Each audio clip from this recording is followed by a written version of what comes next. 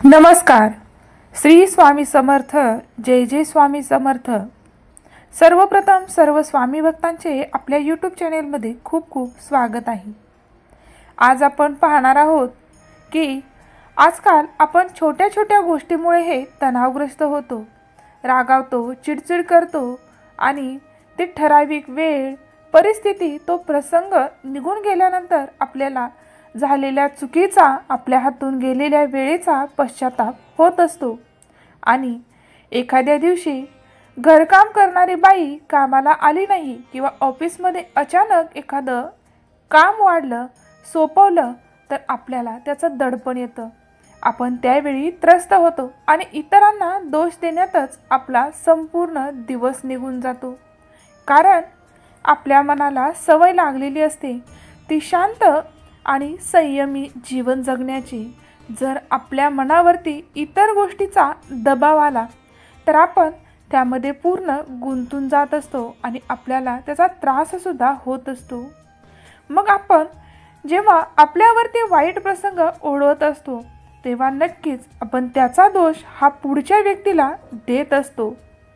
कधीही मनामध्ये जर एखाद्या व्यक्तीबद्दल वाईट भावना येत असेल, इतरांबद्दल द्वेष निर्माण होत असेल तर नक्कीच समजून जा की तुमच्या मनाला नक्कीच आता परमार्थामध्ये येण्याची गरज आहे किंवा एखाद्या शांत संयमी व्यक्तीच्या सोबत राहण्याची आणि आपल्या मनाला बदल घडवण्याची गरज आहे.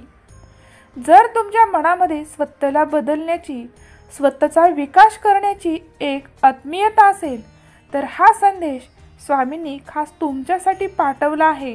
हा तुम्हाला आशीर्वाद समजून स्वीकार करा.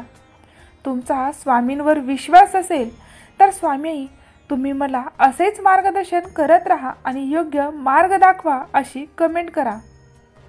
आपल्या मनाला आपण जितकं परिपक्व बनवलं पाहिजे की आपलं मन कुठल्याही प्रसंगी आणि कितीही मोठा कठीण प्रसंग आला तरीही आपण हार न मानता शांततेमध्ये ते कार्य पूर्ण करू शकू.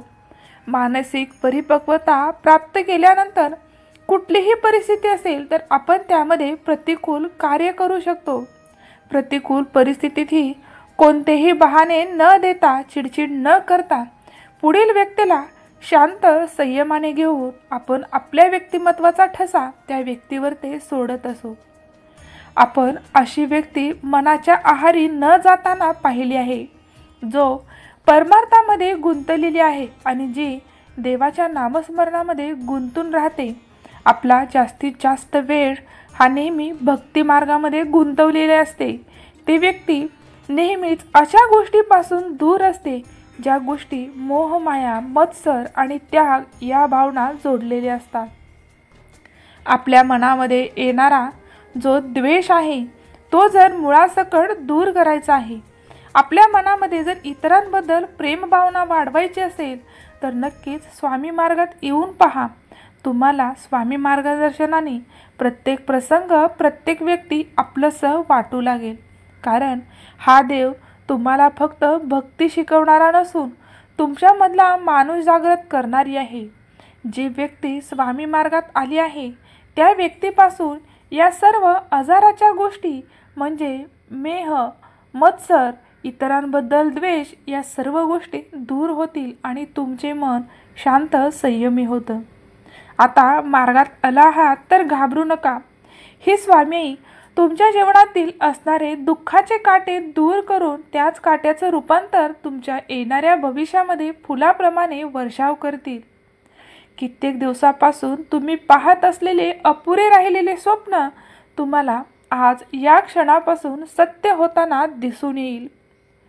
जीवनामध्ये जर काही साध्य करायचं आहे तर सर्वात पहिले स्वतःला बदलण्याचा पुढाकार घ्या.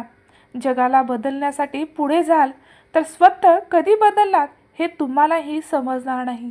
तुम्ही जर चांगल्या गोष्टीमध्ये गुंतून राहाल तर तुमचं मनसुद्धा तुम्हाला चांगल्याच गोष्टी शिकवत असतं.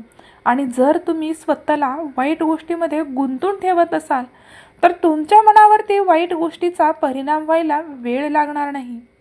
वेळ ही एकदाच येते. वेळ ही प्रत्येकासाठी सारखी आहे. वेळ ही परत तुम्हाला कधीही संधी देणार नाही. त्यामुळे आहे त्या वेळेचा नक्कीच उपयोग करून घ्या. ती वेळ चांगली आहे की वाईट आहे हे तुमच्यावर अवलंबून नसून तुम्ही त्याचा वापर कसा करता, त्याचा उपयोग कसा करून घेता यावरती तुमच्या हातामध्ये असणारा वेळ हा ठरत असतो. वेळेचं महत्त्व ज्याने समजलं त्याला जीवनामध्ये सर्व काही साध्य करणं अगदी सहज जमलं. देवाने प्रत्येकाला एक क्षण दिला आहे जो प्रत्येकाच्या वाटेला एक ना एक वेळ येत असतो. संधी ही प्रत्येकाला मिळत असते, परंतु जो व्यक्ती संधीमध्ये स्वतःला जागृत ठेवून त्या संधीचा उपयोग करून घेतो तो नेहमी देवाशी जोडला जातो. जो व्यक्ती एकदा स्वामी मार्गात आला आणि देवाशी जोडला गेला त्याचं जीवन सार्थकी लागलं म्हणूनच समजा. स्वामींचा मार्ग हा सत्याचा मार्ग आहे. तिथे तुम्हाला वाईट गोष्टी घडण्यासाठी कुठलाही आधार दिला जात नाही आणि तुमच्याकडून अशी कुठली चूक होणार नाही याचा विशेष सल्ला स्वामी तुम्हाला देत असतात. कारण आपण स्वामींचे मूल आहोत. स्वामी आपली आई आहे, म्हणून कुठलीही आई मुलांच्या भवितव्याचा विचार करूनच त्याचं जीवन घडवत असते. आणि जे मूल आईने दिलेल्या शब्दाचा आदर करून स्वामी मार्गावर चालत आहे त्याच्या जीवनामध्ये संकट, दुःख चुकूनही येणार नाहीत याची काळजी पूर्णपणे स्वामी आई घेत असते. जीवन हे एकदाच आहे, ही संधी परत नाही. जीवन असं व्यर्थ न करता त्याच्यासाठी आपल्याला काय घडायला हवे आणि आपण आपल्या जीवनामध्ये कुठल्या गोष्टी साध्य करायला हव्यात याचा आपण अभ्यास करायला हवा. आपलं मन हे वेड्यासारखं आहे. आपण त्याच्यावरती जसा उपचार घेऊ तसं आपलं मन बदलत जातं. हात पाय दुखतात तसेच आपलं मन देखील दुखत असतं. पण शारीरिक दुखणे हे दिसते, पटकन लक्षात येते. तसं आपल्या मनामध्ये झालेला मानसिक आजार हा दिसत नाही आणि पटकन आपल्या लक्षातही येत नाही. व्यसने आणि चुकीच्या सवयी यामुळे आपलं मन जसं बिघडत जातं, मानसिक आरोग्य उत्तम राहत नाही. तसंच आपल्या मनाला लागलेलं वाईट विचारांचं व्यसनसुद्धा आपल्या मनाला नक्कीच आजारी करतं, नैराश्य येतं आणि पूर्णपणे बिघडून राहतं.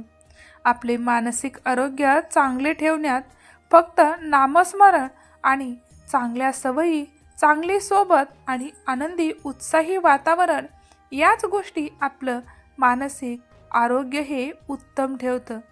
आता जीवनामध्ये साध्य करायचा तो फक्त स्वामी नामाचा आशीर्वाद आणि हा ध्यास घ्याल तर स्वामी नक्कीच तुमच्या समोर तुम्हाला दर्शन देण्यासाठी उभे राहतील. धन्यवाद.